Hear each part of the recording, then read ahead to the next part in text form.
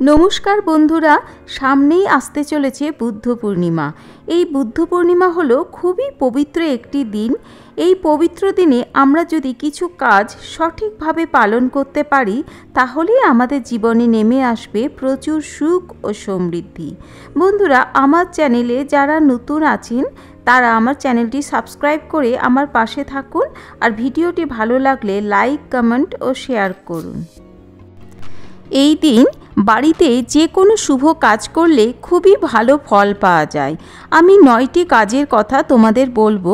প্রত্যেকটি যদি আমরা পালন করতে পারি, তাহলে আমাদের জীবনে, সংসারে নেমে আসবে সুখ ও সমৃদ্ধি। প্রথমত বলি, এই দিন বাড়িতে বিষ্ণু পুজো করা অত্যন্ত শুভ বলে মনে করা হয়। পুজোর সময় বিষ্ণুদেবকে হলুদ তিলক লাগাবেন এবং নিজেও সেই তিলক পরবেন।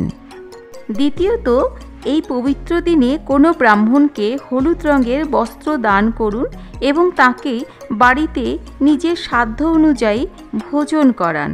এই দুটি কাজ করলে জীবনে সুখ সমৃদ্ধির অভাব থাকবে না।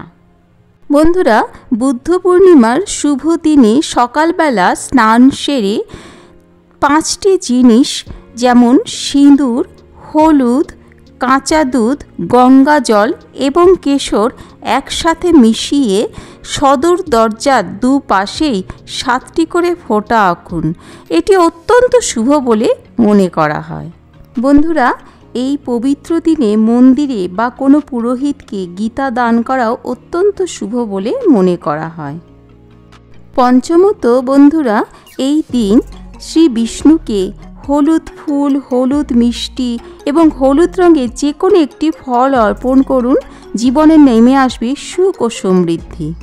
বন্ধুরা, ষষ্ঠত, এই দিন বাড়িতে 5 জন কিংবা 7 জন শিশুকে আনন্দ সহকারে তাদের পছন্দ মতো খাবার খাওয়ান। বন্ধুরা, সপ্তমত, এই দিন গঙ্গা জলের সঙ্গে হলুদ কেশর মিশিয়ে কলা গাছের গোড়ায়, বট গাছের গোড়ায় এবং অশ্বত্থ গাছের গোড়ায় ঢালুন।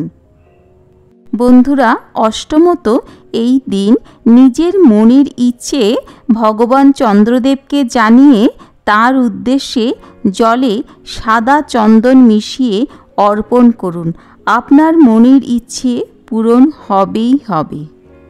বন্ধুরা, নবমত, এই দিন 3টে জিনিস, চাল, হলুদ রঙের কিছুটা ডাল এবং কিছুটা ঘি গরিব মানুষকে দান করুন।